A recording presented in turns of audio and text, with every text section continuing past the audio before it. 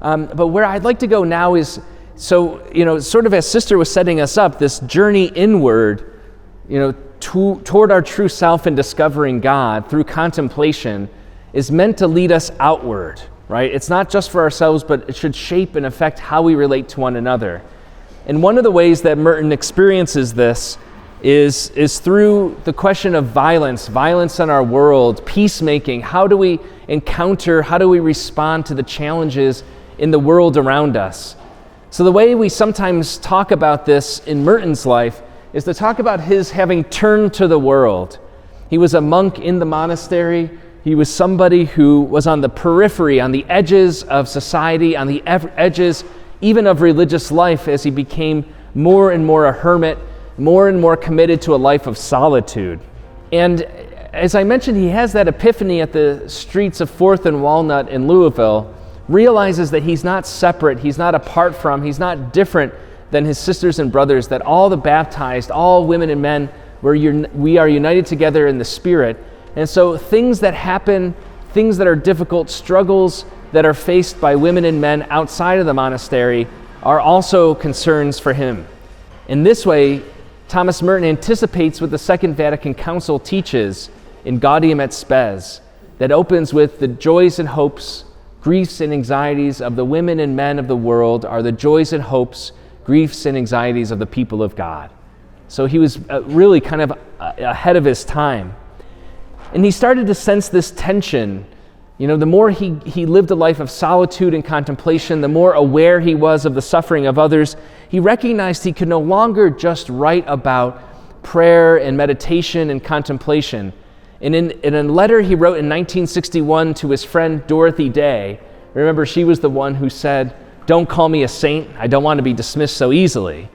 He says the following, he says, "I don't feel that I can in good conscience go on writing just about things like meditation, though that has its point. I cannot just bury my head in a lot of rather tiny and secondary monastic studies either." And then he says, "I think I have to face the big issues, the life and death issues." So Merton becomes very concerned about these life and death issues. He starts writing a lot about the war in Vietnam and how the American government is killing thousands and thousands of people, including its own citizens as soldiers overseas. He talks about the Cold War that's going on throughout the world between the two major powers at the time, the United States and the USSR, right, the Russians. He talks about the violence that takes place in the streets of America between people on the basis of race. He says systemic racism is a form of inherent violence. Civil rights is needed. Nonviolence has to be our response. How do we bring about justice and peace? And he sees this sort of group thinking, this group mentality, this herd mentality that people kind of find themselves wrapped up into. And he writes an essay in the early 1960s, and he takes as its starting point, the title of the essay is called Rain in the Rhinoceros. And he takes as a starting point a play by the absurdist playwright Eugenio Ionesco, who in 1959 wrote a stage play called Rhinoceros. And in the play, it takes place in the early 20th century in a small French village. And slowly throughout the play, all the women and men in this village start transforming into rhinoceroses.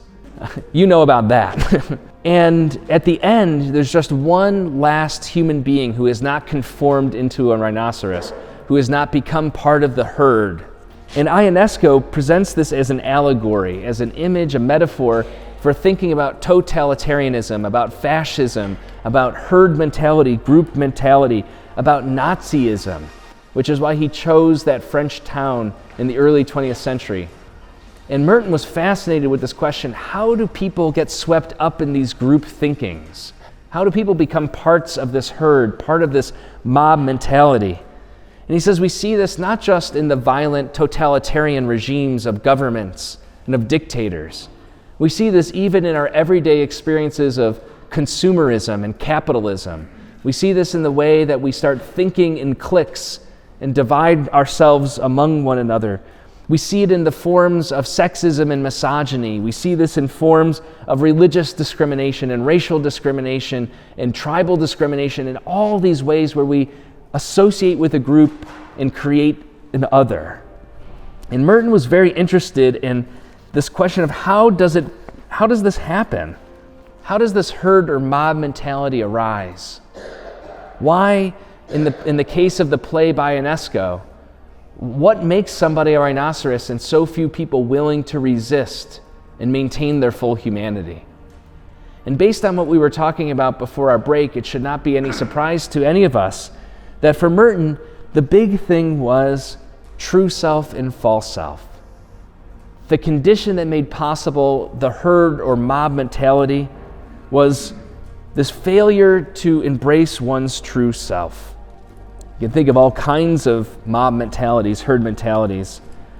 Merton says that this false self, this need to protect it, this need to build it up, this need to search for validation and identity and support and security and comfort and meaning outside of ourselves.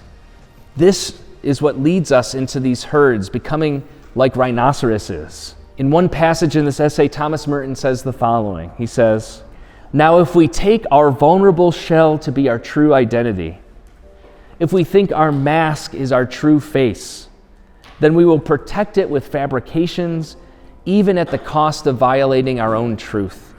He says this seems to be the collective endeavor of society.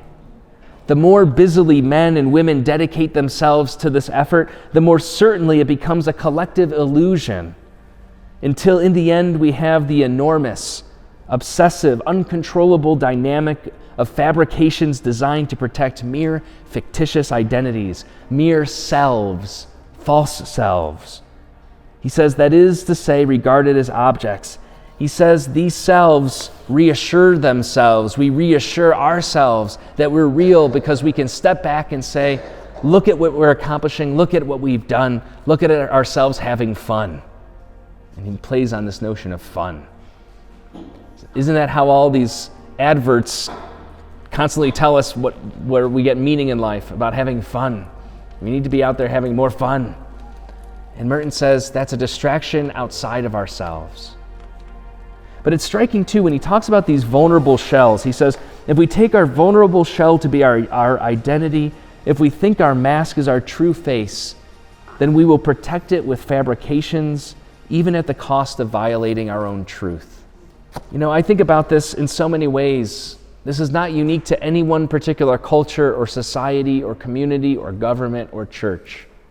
But when we live into our false selves, when we fabricate these identities, when we go around wearing these masks because we don't trust in God, we don't trust who we really are, we don't seek who we truly are in God's eyes, then there come these moments where we find ourselves confronting the falsity, the untruth of these false selves, fake selves too.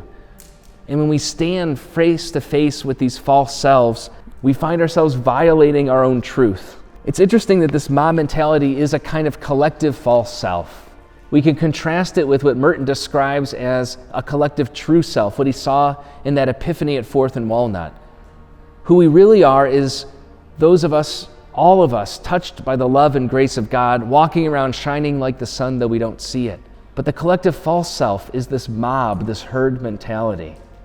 It's also interesting, Ionesco, the playwright who wrote the play Rhinoceros that inspired Merton's reflection on this, he was asked once to explain the symbolism of rhinoceroses in his play. And he said the following. Ionesco explained that in all the cities of the world it is the same. The universal and modern person is the person in a rush, hence the herd of rhinoceroses. A person who has no time. A person who is a prisoner of necessity. A person who cannot understand that a thing might perhaps be without usefulness. Nor does that person realize at bottom that it is the useful that may be useless and a backbreaking burden. And he says, if one does not understand the usefulness of the useless and the uselessness of the useful, then one cannot understand art. He says, in a country where art is not understood, violence is the only answer. Just as he describes art, I think we can say the same about religion. We can say the same about faith. In our modern world, so many people think that Christianity, that religion, that spirituality, that prayer is useless. Contemplation is useless. What can I get out of it? How can I make more money? How can I be more secure? How can I improve my life? What is contemplation going to do for me? What's pursuing God going to do for me? What's prayer going to do for me? And Ionesco is saying that this also feeds this herd mentality, this group thinking, this mob impulse to search outside of ourselves because we judge that who we are is useless. We need to justify ourselves, justify our meaning. And the way that society so often tells us to do that is to judge ourselves and one another by the standards outside ourselves.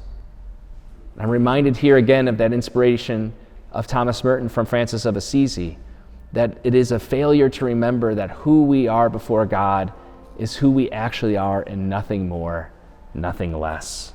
One of the other ways to think about this, of course, is to think about how do we evaluate not just what is useful, what is meaningful, but what makes sense. In another essay, Thomas Merton writes about sanity. He talks about sanity and insanity. And he says there's a way in which Christianity is very insane. And some people, when I say that, they get offended. How dare you talk about my religion, talk about Christ? And then I say, have you ever heard of St. Paul? Let's see, show of hands. How many people have heard of St. Paul? I can see you, I can see you. You're not watching YouTube. I'm going to assume we all have heard of St. Paul, right? And we may or may not have heard of that first letter to the Corinthians. Does that ring a bell? Most of us know about that first letter to the Corinthians, probably the most famous passage in the clergy here, and certainly Archbishop knows this. Chapter 13, if you ever have a Christian wedding, there's probably a 90% chance the couple is going to pick that reading, right? You know it, don't you? Love is patient. Love is kind. It does not hold grudges. It does not bear, it does not celebrate the downfall or the wrongdoing or the failure of others. Faith, hope, and love remain, but the greatest of these is love. And I love when I'm meeting with couples who are going to get married, and they're asking me to preside at their wedding, and they're picking their readings, and they pick that one for the second reading, and I go, yes. Because they think they know what it's about. And they think they're going to get a really great homily, and they are, but it's not what they think they're getting. Why? Because they listen to this and they think it's romantic love Paul's talking about. They think it's the eros love, as the Greeks say, or even the philia love of the Greeks, an easy love, an energizing love, a powerful love that hits us like lightning. That's the love of romance. That's the love of friendship. But the love that Paul's talking about is the Greek love agape. It's the love of Christ. And he's describing it not in a poetic, romantic way, but in a kind of plain, straightforward way, because those darn Christians in Corinth aren't getting the message. We shouldn't look down on them, because I think the Christians of so many parts of the world aren't getting the message. So Paul's reminding them, this love that you're used to is a love of comfort. It's a love that comes easily. It's a love that is okay on your terms. But Paul says love is patient, love is kind, it's difficult. It demands something of you. Jesus said the same thing. Love one another as I have loved you, right? This love, the love of the Father, this agapic love, this love that is not easy, that is challenging, that is difficult. Which is why at the beginning of Paul's first letter to the Corinthians, he says something very boldly, he says something very directly, he says something that is, if you take it in the way that you heard me a moment ago say, Christianity is insane, and if you were confused or offended by that, we should be confused or offended by St. Paul. Because St. Paul says what?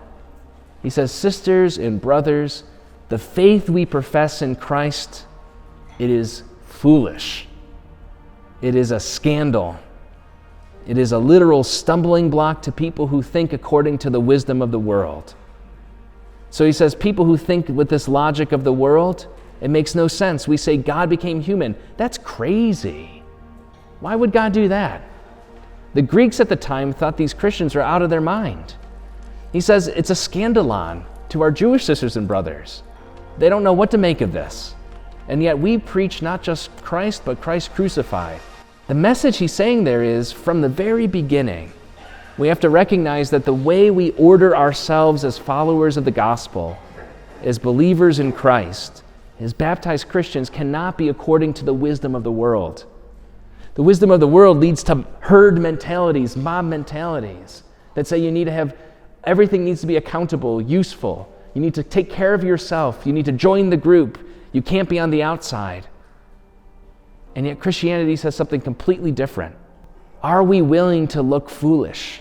Are we willing to take the risk with the difficulty that love entails, with the consequences that come with it? You know, I think about the disciples of Jesus, not just us, but the ones 2,000 years ago, the ones who knew him in his earthly ministry. These guys never got it, right? Which is what we aspire to be, don't we? Hopefully, to be followers of Christ. But they never seem to get it. Jesus is constantly trying to tell them, you're not getting it. They say, oh, I want to be on your right hand, not on your left hand. I want to be number one. I want to be greater. And Jesus is just, you could just picture him hitting himself on the head. It's like, oh my gosh, when will you guys learn? It will not be this way with you. If you want to be first, you have to be last. Well, that doesn't make any sense according to the wisdom of the world, because only the first are first and the last are losers. So what is Jesus saying? We need to be losers? No, he's saying we need to think differently. You know, all these disciples of Jesus we have in the gospel accounts, they say, we will follow you to the end of the earth. And Jesus says, but can you drink from the cup from which I drink? Can you pick up your cross and follow me? You know what my favorite example is from the gospels? It's Mark's gospel. Is that anybody else's favorite? It's the shortest. Sometimes that's easier to read. You know, but it's the earliest of the four. It's 16 chapters. And you can divide it right in the middle in chapter 8 with a very important moment. It's the moment when Jesus says to his disciples, who do they say I am? And then Jesus says to Peter and the other disciples, but who do you say that I am? And up until this point, they were getting it all wrong. They weren't understanding it. They couldn't figure it out. And then Peter says what? Peter says, you are the Christ. You are the chosen one of God. And Jesus goes, yes, finally. Finally, one of you guys is getting it. And then Jesus goes on to say, and that means that I'm going to have to go to Jerusalem, and the Son of Man is going to be handed over, and he's going to be crucified. And Peter goes, no. No, that's not what, no. I didn't join this group. That's not why I'm following you, Lord. Because Peter had a different understanding of what the Messiah was. He had a different understanding of how God was supposed to act. He had a worldly understanding, and what Jesus was preaching and what Jesus was living didn't align with that. It seemed crazy to him. It seemed foolish to him. It seemed insane to him. Just like St. Paul reminds us. Thomas Merton was really drawn to this notion. He was convicted by it. He said, you know, too many of us Christians, self-identified Christians, we go throughout the world kind of like Peter in Mark's gospel. We want to compromise. We want to say, yeah, I'll follow Jesus, but on my terms. I'll follow Jesus when it's useful to me, when it's comfortable for me, when it makes sense to me. And God calls us to something else.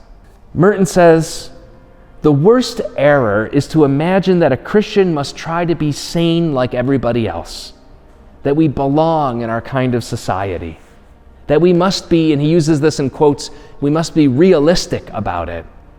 We must develop a sane Christianity. And he says, and this is tough, he says, and there have been plenty of sane Christians in the past. Torture is nothing new, is it? He says we ought to be able to rationalize a little brainwashing here and there, and genocide, and find a place for nuclear war, or at least napalm bombs in our moral theology. Certainly some of us are doing our best along these lines. There are hopes. He says even Christians can shake off their sentimental prejudices about charity and become very sane, like war criminals. They can even cling to a certain set of Christian formulas and fit them into a totalist ideology. Merton says, let them talk about justice, charity, love, and the rest. He says, these words have not stopped some very sane Christians from acting very sanely and cleverly in the past. What he's getting at is, what do we use to judge, to evaluate, to inform our way of thinking in the world? Do we conform ourselves to the expectations of society, expectations of consumerism, expectations of success, of control, of wealth, of power, of authority? What do we use to judge what is rational, sane, reasonable? Or as the playwright Ionesco puts it, useful. Maybe the most useful thing for a Christian is the seemingly most useless: prayer, contemplation, charity and love that's self-sacrificial. Jesus says, there's no greater love than this, than to lay down our life for a friend. Now, Jesus was not a sadist. I don't think Jesus wanted us to be violent to ourselves or to others. I don't think, God doesn't wish early deaths for anyone or anything like this. But there are other ways we can die to ourselves, to the life of ego. Maybe in the moment of relationship, there's no greater love than to lay down the need to have the last word, or the need to do it my way, or the need to be perceived as better or more important or special. These are the kinds of teachings that Jesus in the gospel reiterates again and again and again to his followers in his time, his followers in our time. And it's what Merton is playing with here when he says this herd or mob mentality is made possible because we don't seek the love and the wisdom and the knowledge of God and of our true selves from God. We seek this affirmation outside ourselves. He also talks about what he calls bystanding. Merton's obsessed with bystanding. What does it mean to be a bystander? And so he writes this essay called Letter to an Innocent Bystander. And he wants to know, he's reflecting, he's challenging himself and he's challenging us, his readers. He wants to know, is there such a thing as a Christian who can claim to be an innocent bystander to violence, to injustice, to harm in society? It's kind of an examination of conscience. He opens his essay, he says the following. He says, if I dare, in these few words, to ask you some direct and personal questions, it's because I address them as much to myself as to you. And it is because I am still able to hope that a civil exchange of ideas can take place between two persons, and that we have not yet reached the stage where we are all hermetically sealed, each one in the collective arrogance and despair of his or her own herd. How prophetic, how insightful. In our own age today of the internet and of social media and our WhatsApp groups, in our own kind of communities of identifying with only people we agree with, we've become part of this herd, these little herds. Merton says when we identify ourselves only with our herd, each in our collective arrogance, hermetically sealed, we can blindfold ourselves, we can put blinders on and only see what we want to see. And we can kind of excuse ourselves of the responsibility we have to our neighbor, to our sisters and brothers in our communities, such that when something bad happens, some kind of evil befalls another, some kind of violence is unfolding, we can just look at it and say, well, I'm not involved here. It's not my fault. I don't want to get involved. Do you ever have that instinct? What's that? Yeah, that's exactly. And so, it's interesting. In the Catholic tradition, we have this prayer, the Confiteor. We pray at Sunday liturgy, right? I confess to Almighty God and to you, my sisters and brothers. And it's interesting that Merton's picking up on something here that we have deep within our theological tradition, that we recognize there isn't just sin of commission, not just what I have done, but also what I have failed to do. And that how often do we write ourselves off? Do we let ourselves off the hook? Do we say, well, that's none of my business, I'm not going to get involved because I didn't do it. I'm just walking by, I'm going to mind my own business. I'm just going to stay in my house, in my community, my workplace, in my convent, in my presbytery, wherever I find myself. Yet we have in this tradition this understanding of sins of omission, when we have failed to do what God is calling us to. It itself is a sin. Merton believes this. He says, we don't think about this enough. When we're operating according to the logic of the world, when we reshape our Christianity to conform with that kind of thinking, then we forget about sins of omission. We just say, I have nothing to do with this. Merton says, a witness of a crime who just stands by and makes a mental note of the fact that he or she is an innocent bystander tends by that very fact to become an accomplice. We have a kind of responsibility. We have an obligation. There's a great 20th century rabbi and scholar, Jewish scholar named Rabbi Abraham Heschel. Some of you may know about him. He was a correspondent with Thomas Merton. They were friends. And Merton here is channeling an insight that Heschel famously said again and again, especially in the wake of the unimaginable horrors of the Holocaust, of anti-Semitism, of all kinds of violence in our world. And Heschel says, some may be guilty, but all of us are responsible. That doesn't fit comfortably in the wisdom of the world, where we're all responsible only for our actions. But in the Christian framework, Merton's saying, there's no such thing as an innocent bystander. You can be a guilty bystander. You can be responsible. But there's no such thing as writing ourselves off or letting ourselves off the hook or excusing ourselves for things that we are complicit in or responsible for. And by the very fact that we are united to one another in baptism in the Holy Spirit, we have an obligation. The last thing I want to talk about is fear. Just a little thing. Fear. Thomas Merton wrote an essay that was published in Dorothy Day's Catholic Worker newspaper in 1961, and it was titled, "The Root of All War is Fear." And he took that essay and he expanded it. He was really concerned about the urgency, the need for an examination of conscience among Christians, especially in a time where there's so much war, there's so much violence in the world. It got published, it got included as a chapter 16 in New Seeds of Contemplation in this book. Merton begins, he says, "At the root of all war is fear. It is not only our hatred of others that is dangerous, but also and above all our hatred of ourselves. For it is this which makes us see our own evil in others, and yet unable to see it in ourselves." This picks up on what we were talking about earlier, and that's why I appreciated Sister's observation there about the starting with ourselves. When we see the violence, when we see the division, when we see the hatred in the world around us, in our communities, in our neighborhoods, in our families, it starts in our own hearts. Merton says, we see crime in others. We try to correct it by destroying them, or at least putting them out of sight. He says it's so easy to identify the sin with the sinner when he or she is someone other than my own self. In ourselves, it's the other way around. We see sin, but we have great difficulty shouldering the responsibility for it. We find it very hard to identify our sin with our own will and our own malice.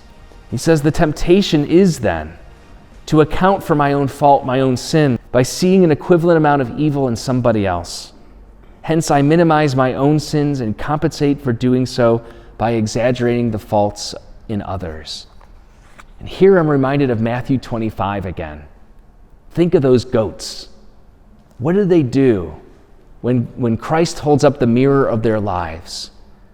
They cannot deal with the fault in themselves. They cannot grapple with the sin, with their own responsibility. If only they had said, "Please, Lord, forgive us. We were wrong. We committed a sin of omission. We failed to do good." Instead, they were operating with the wisdom of the world that says, never apologize. Never take responsibility for something you didn't directly do. It's none of your business. Be a nice guy. Be a nice gal. I always like to say, stay with me because this might get upsetting. Bear with me. People don't like when I say this. But Jesus Christ was not a nice guy. But let that sink in. People start getting really concerned sometimes. They're like, is that a Franciscan priest saying Jesus was not a nice guy? Let me explain. Nice guys, nice gals, they don't rock the boat. They don't say difficult truths. They don't call people out. They don't own responsibility. They don't say something that's going to offend anybody, even when what needs to be said is the truth, the divine truth. In other words, you don't execute nice guys, because nice guys just stay under the radar. They go along with everything. Hey, it's none of my business. Nice guys like to pretend that they're innocent bystanders. Jesus was not a nice guy because he knew his mission. He knew his true self. He discovered it in discovering the will of God the Father. And you know what happens when people do that? It upsets others, especially those who are committing injustice. That's why they want to silence him. Not because Jesus was offensive. He wasn't malicious. He wasn't evil. He wasn't mean. When I say he's not a nice guy, I don't mean that. I mean that he was willing to speak the truth. He was willing to love others when society told them he should have nothing to do with them. As was raised earlier, he associated with drunkards and sinners, with tax collectors, with people of other religious traditions other than his own, with women who were considered unworthy, with men who were considered criminals. Merton says, there's only one thing that overcomes the fear that's within us. This is part of why there's such this herd mentality, why there's so much violence, so much discrimination in the world, is because we refuse to face the fears within us. We refuse to confront them head on. And there's a reason that Jesus Christ, more than any other expression, during his earthly ministry and after the resurrection, says one thing over and over again. Fear not. Do not be afraid. Jesus warned us. It's there in the Gospels. He warned us that fear is the root of violence. Fear is the root of fear. Or fear is the root of fear. Fear is the root of war. That fear is the thing that we need to confront. Be not afraid. Merton says, for only love, which means humility, can exorcise the fear which is at the root of all violence, the fear within our hearts. Instead of projecting that fear on others, trying to destroy other people so that we feel better about ourselves, maybe we need to look within. Where is the hatred in our hearts? Where is the fear in our hearts that is the root of all war and all violence? Merton picks up what Jesus teaches us. It is love. It's the love Paul talks about. It's the love that seems crazy to the world. It's the love that seems nonsensical to most women and men in our communities. It's a love that does not make sense according to consumerism and capitalism and power and greed and self-centeredness. It's a love that demands something of us. And Merton says, so many people are always talking about peace. They're always praying for peace. They're always asking about peace. Peace, peace, peace, peace, peace. They even have a prayer attributed to Francis of Assisi, Lord, make me an instrument of your peace. And Merton says, what do we mean by peace? What are we talking about here? Is it, as Jesus says, the peace that the world gives? Or is it the peace that only Christ gives? Merton says, this is what happens when we don't examine the fear in our hearts, when we don't contemplate, come to know God and come to find our true self, when we seek outside of ourselves, when we join the herd of rhinoceroses, when we join the mob, we talk a big game. We talk a lot about peace, and this is what he says. He says, if men and women really wanted peace, they would sincerely ask God for it, and God would just give it to them. Isn't that also what Jesus says? Ask and you shall receive, knock and the door shall be opened. He says, but why would God give the world a peace which it does not really desire? He says the peace the world pretends to desire is really no peace at all. He says to some men, peace merely means the liberty to exploit other people without fear of retaliation or without interference. He says to others, peace means the freedom to rob people without interruption. Still, to others, it means the leisure to devour the goods of the earth without being compelled to interrupt their pleasures, to feed those whom their greed is starving. And to practically everybody, peace simply means the absence of any physical violence that might cast a shadow over lives devoted to the satisfaction of their animal appetites for comfort and pleasure. Merton's saying that what most people, what most men and women, when they say they want peace, they just want to be left alone. They want to live according to the logic of the world. They don't want to be bothered, and they don't want to bother helping anybody else. Merton says many men and women like these have asked God for what they thought was peace and wondered why their prayer was not answered. They could not understand that it actually was. God left them with what they desired, for their idea of peace was only another form of war. And so this is how Merton ends this essay, this challenge to you and to me.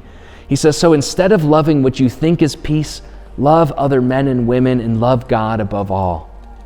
And instead of hating the people you think are war makers, hate the appetites and the disorder in your own soul, which are the causes of war.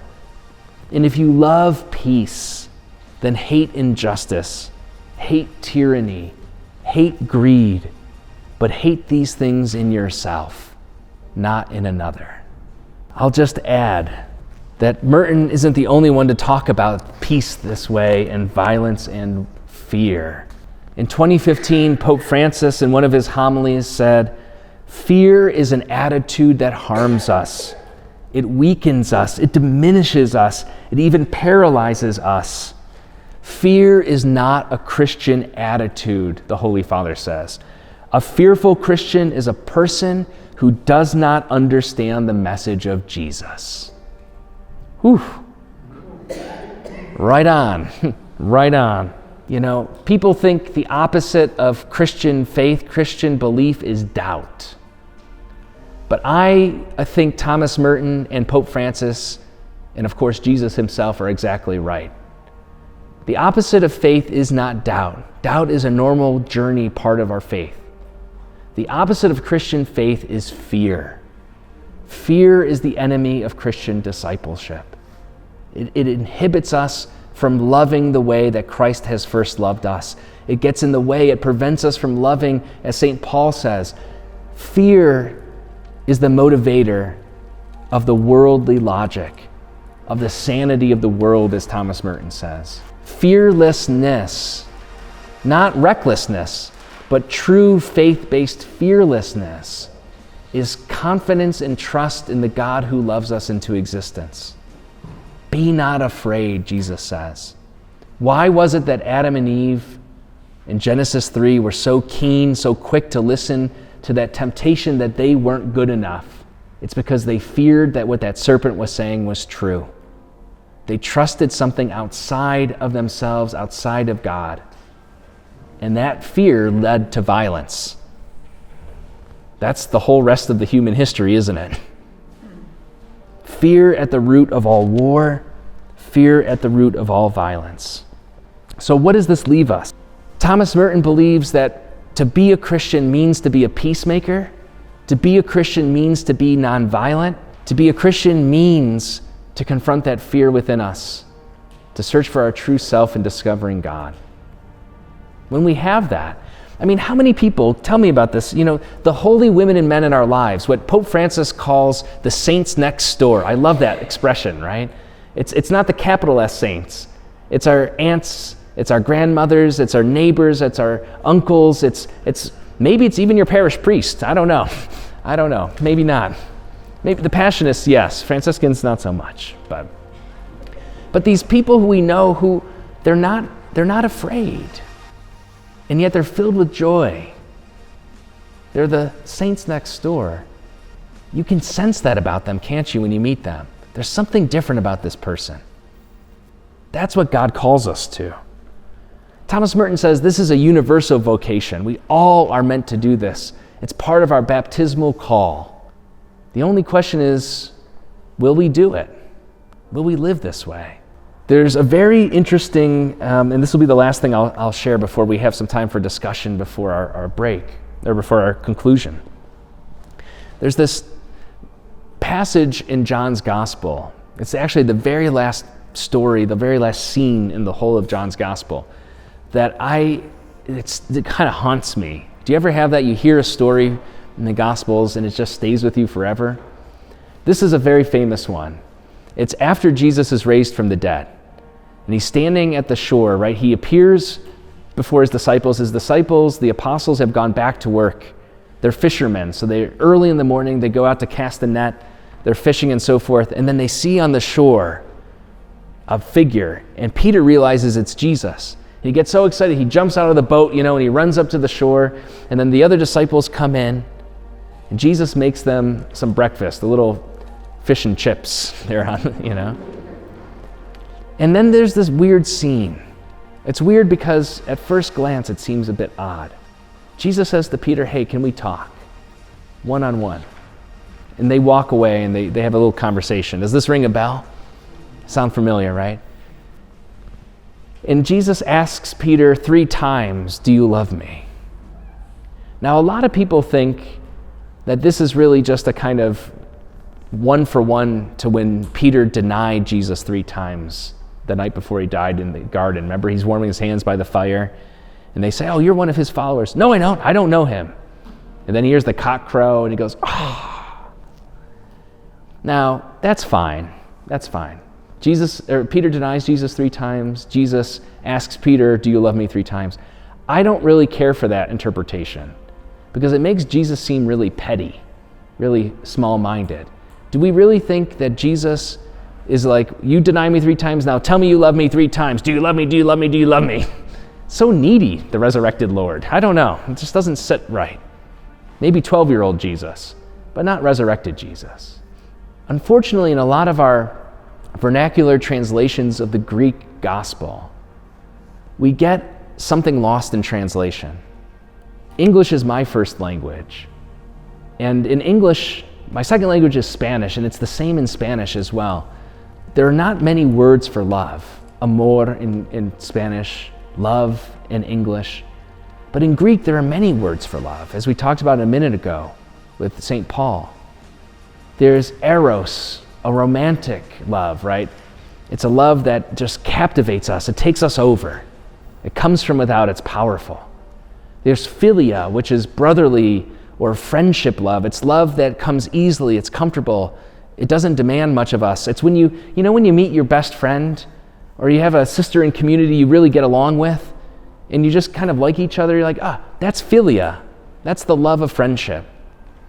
But the love of Christ, the charity of Christ is agape, this agapic love that demands something of us, that's hard, that is not easy.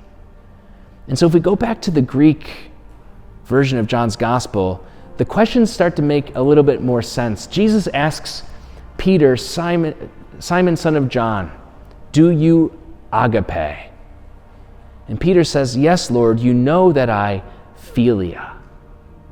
Jesus asks him, can you love like I love, the demanding love?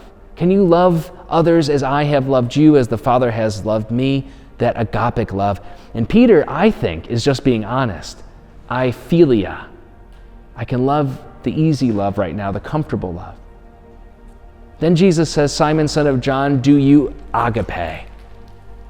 And Peter again says, yes, Lord, you know that I philia. He's not there. And then Jesus says for a 3rd time, Simon, son of John, do you, and then he changes the word. Do you philia? And Peter, I love it, because a lot of English translations have it. It says, and Peter became sad because the Lord asked him a 3rd time, do you love me? I don't know about you, but my understanding of the tradition of Peter is that he was an angry guy. He had a temper problem. And so it's hard for me to imagine Peter going, "Oh, I'm sad. Oh, you asked me, do you love me? Oh." I think he was like, "Lord, I already answered this question. How many times are you going to ask me? I've already told you, you know everything." In fact, it says that in John. Peter says, "You know everything, Lord. You know that I philia." And then Jesus tells this weird story. This is the part that I think some preachers struggle with when we lose the different kinds of love in translation. He says, "Peter, when you were a young man, you went wherever you wanted to. You went where you pleased. You went to places as you chose. But as you grow older, somebody else is going to take you by the hand and bring you to places, drive you to places where you don't want to go." And then Jesus' last words are, "Follow me." The reason I bring this up is because Merton says that as Christians, as those who follow Christ, we have a universal call to love one another as God has loved us, to be peacemakers, to be non-violent in this world. But that story is interesting because just like Peter, Christ calls us to agapic love, to the love of Christ, to the love of God. But he also comes down and meets Peter and says, "You know what? I hear you. This is where you are right now. I want you up here. I'm calling you to follow me, to love more deeply, to love more self-sacrificially, to love others as God as I have loved you. But I hear you're not there, so let me tell you a little weird story." It's like being a young man, going wherever you want, making your own choices, loving whoever you want to love, associating with people you're comfortable with, people you like, where it doesn't demand much of you. But as you grow older, as you mature in your faith, as you continue on the spiritual journey, the Holy Spirit is going to drive you into uncomfortable places. That's how Mark's gospel says it when Jesus goes to the desert. After the baptism, the Spirit drove Jesus into the desert because he didn't want to go there. And Jesus is saying to Peter, the love of Christ, the agapic love, the love of God, means you're going to be in situations, be among people, be in contexts where you don't get to be in charge. How do you respond in those moments? What do you do? Can you love as I have loved you? That's what it means to follow me. So Merton picks up on this and he says to all of us who are baptized, to be a Christian means to take up that message, that it's a universal call. We need to confront the fear within our hearts because it is at the root of all violence, of all war. We need to contemplate, set aside time to be alone with God, because the only way we'll ever come to understand who we truly are is by discovering God, by being in relationship with God, by being attentive to God. And in those circumstances, maybe we can avoid that herd mentality, pursuing the false self endlessly, being destructive, violent, discriminatory, and self-centered. But it's a journey. And it's a journey that Christ has invited us all on, and it began with our baptism. So my sisters and brothers, that's all I have to say